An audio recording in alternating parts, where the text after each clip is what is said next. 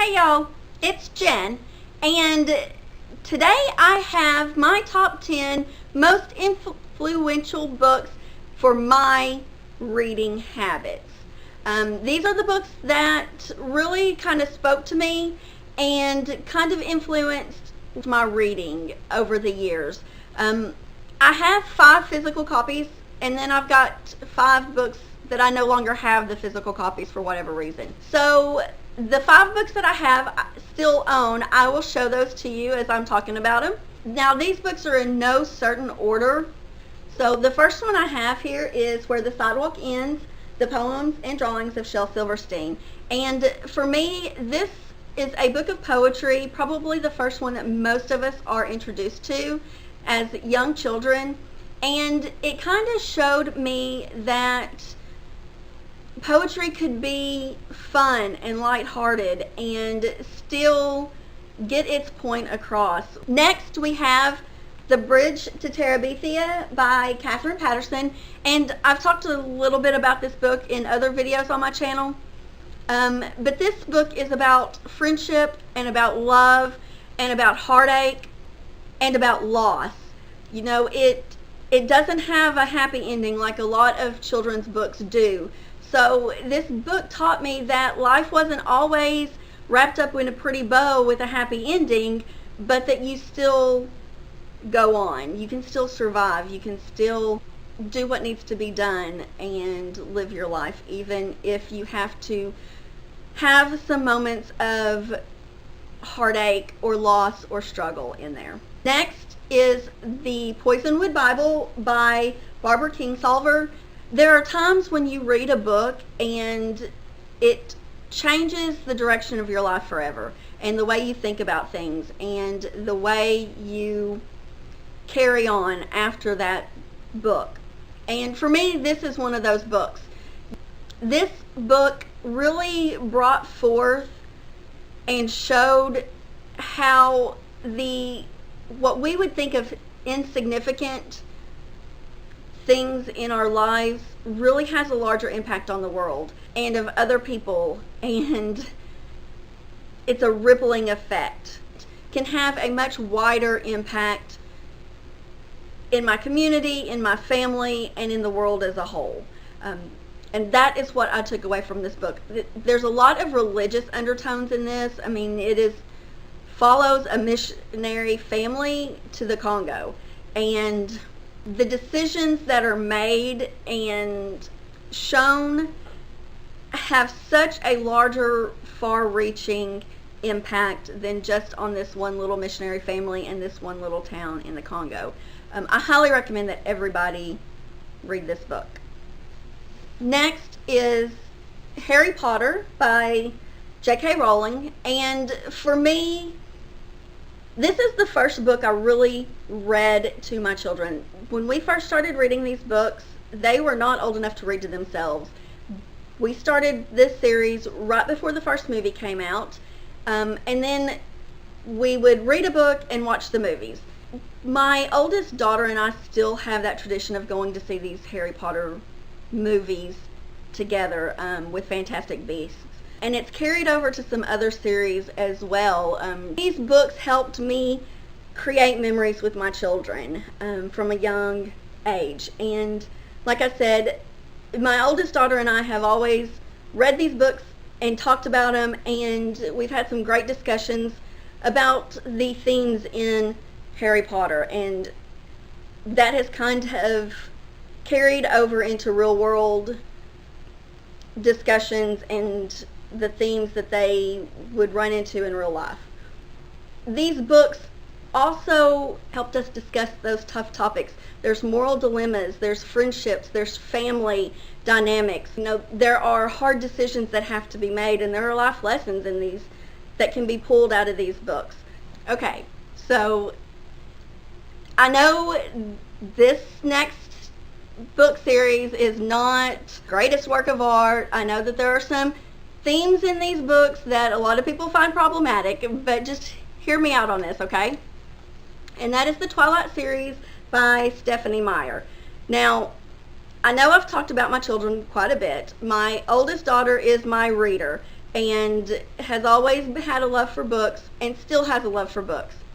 My youngest daughter is not a reader, and the way we were introduced to these books was because my youngest daughter devoured the first 2 books of these in 6th grade before we even knew what she was reading. So at that point, I knew I had to pick up this book and read it to see what was holding her attention so much. Now, she did read the first 2 books and got about halfway through the 3rd book before she gave up. But this also introduced me to the paranormal genre, and after reading Twilight, I branched out to some more other paranormal series with vampires, and then eventually on to shapeshifters and other paranormal types of storylines. Paranormal romance is my guilty pleasure genre, you could say.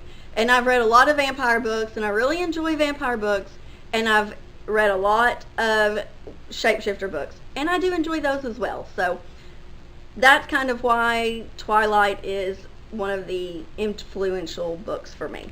So the rest of these books, I don't have the actual physical copies of the books, so I'm just going to talk about them. The next series is the Hunger Games series by Suzanne Collins, and this is another book series that my daughter came to me and said, "Mom, you have got to read these books." So I read these books. I started on Hunger Games right before the first movie came out, and I read all 3 of these books in about 5 days. I listened to the audiobooks, and I didn't sleep. I just listened to the books. Suzanne Collins also introduced me through this series to the dystopian genre, and I love dystopian young adult books. I've read tons of them since I first was introduced to Hunger Games. And again, this is a series that we read the books and we went to all of the movies together as a family as well. So it also helped make memories with my children as they were growing up, when they were teenagers. Suzanne Collins presents kind of a strong female lead, and it shows her growth as someone who doesn't think much of herself into the face of the resistance at the end. And so that leadership and that growth in confidence and that growth in character and that growth into a strong female lead character was one of the first times I've seen this in the books that I've read, and it was good for my young teenage daughters to read these at the same time. The next book is Schindler's List by Thomas Keneally, I believe is how you pronounce it. And this is kind of a memoir of the Nazi Germany camps. It tells the story of the Jews being herded into these camps and being forced out of their homes, and also how horrible the camps were. And it tells the strength of sheer survival and the strength of resistance, because it also focuses on the people in Germany that would help hide these refugees and kind of slip them out before they could be taken to the concentration camps. I actually picked this book up when I was 18 years old. I was working at a restaurant. I was a hostess at Olive Garden, and it was left at the counter at the hostess stand. I don't know who left it. Nobody ever came back to claim it or ask about it, and so I took it home and I started reading it. It took me 6 months. I have to say I had a young child at the time. My oldest daughter was only about 6 months old. I was a single mother at the time. Reading that story during that time in my life, it had a huge impact on me, and I have really sought out World War II historical fiction since then, and also memoirs and things like that. I've read a lot of good books that all center around that time frame, and it is a good reminder of what we want to avoid. We don't want that history to repeat itself, and if we don't learn about it, we're kind of destined to repeat it. The next book, and I've talked about this a little bit before on my channel, but the next book is Helter Skelter by Vincent Bugalowski. I don't know how to say that. I know I butchered that, and I'm sorry. This is a true crime novel. It is an account of the Charles Manson murders. And when I was in junior high and high school, my dream job, my goal in life was to become a criminal psychologist with the FBI. It didn't work out, but I've always had that fascination with that true crime. Charles Manson has always fascinated me, and his story has always fascinated me. Number 9 is The Myth of You and Me by Leah Stewart. This book is about the loss of a friendship, your best friend. Especially when you don't really know why you're no longer friends. And it's coming to terms with the loss of that friendship. For me, this book came into my life at a time when I actually was going through this and experiencing the loss of a best friend. To this day, I still don't really know what I did that she became so upset with me that we've never had contact again. And that's okay. I've come to terms with that.